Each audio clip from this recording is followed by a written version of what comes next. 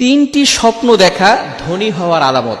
অনেকেই স্বপ্ন দেখেন আর অনেকে স্বপ্নকে বিশ্বাস করতে চান না। ভালো করে মনে রাখবেন, স্বপ্ন কিন্তু অনেক সময় সত্য হয়, যেটা ভালো স্বপ্ন সেটা কিন্তু সত্য হয়। স্বপ্ন হচ্ছে তিন প্রকার, ভালো করে মনে রাখবেন। নবী সাল্লাল্লাহু আলাইহি ওয়াসাল্লাম বলে দিয়েছেন স্বপ্ন হচ্ছে তিন প্রকার। এক নাম্বার স্বপ্ন হচ্ছে ভালো স্বপ্ন, যেটা আল্লাহ তাআলার পক্ষ থেকে আসে। দ্বিতীয় নাম্বার স্বপ্ন হচ্ছে খারাপ স্বপ্ন, যেটা শয়তানের পক্ষ থেকে আসে। তৃতীয় নম্বর স্বপ্ন হচ্ছে ইচ্ছা স্বপ্ন, অর্থাৎ আপনি সারাদিন যে বিষয়গুলো খেয়াল করে থাকেন এবং যে বিষয়গুলো নিয়ে চিন্তা করতে থাকেন, রাতের বেলা কিন্তু সেটাই স্বপ্ন দেখেন। এটা হচ্ছে ইচ্ছা স্বপ্ন। স্বপ্ন হচ্ছে এই তিন ধরনের।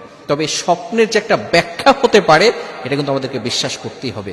কারণ ইউসুফ আলাইহিস সালাম সবচেয়ে বড় স্বপ্নের ব্যাখ্যাদাতা ছিলেন। এই বিষয়ে আমরা ঘটনা পড়েছি।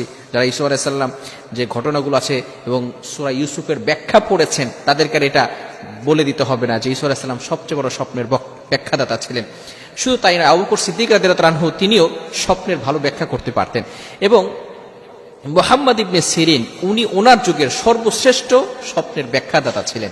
ওনার কিতাব থেকে নেওয়া হয়েছে, তাবিরুর রুইয়া যে কিতাবটি রয়েছে, ওনার কিতাব থেকে নেওয়া হয়েছে যে তিনটি স্বপ্ন দেখলে বুঝবেন যে আপনাকে আল্লাহ তাআলা অচিরেই ধনী বানাতে চাচ্ছেন।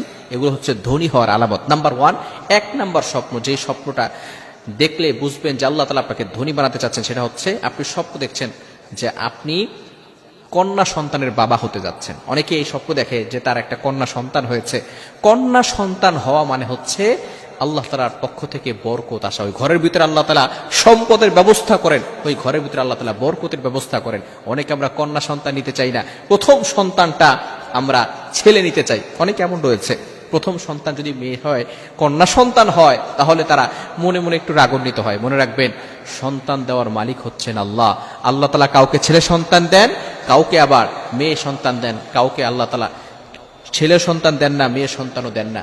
এই বিষয়গুলো খেয়াল রাখতে হবে যে আল্লাহ তাআলার পক্ষ থেকে এটা ফয়সালা হয়।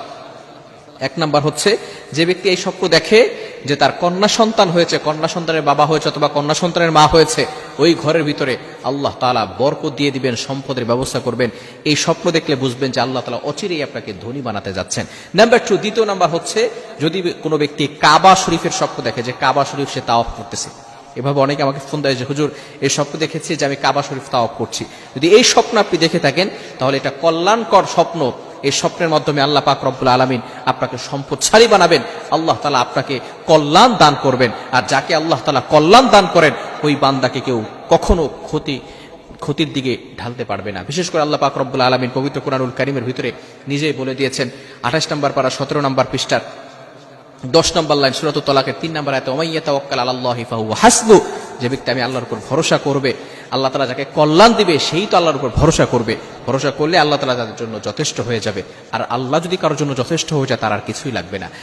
এই দ্বিতীয় নাম্বার স্বপ্ন হচ্ছে কাবা শরীফকে স্বপ্ন দেখা।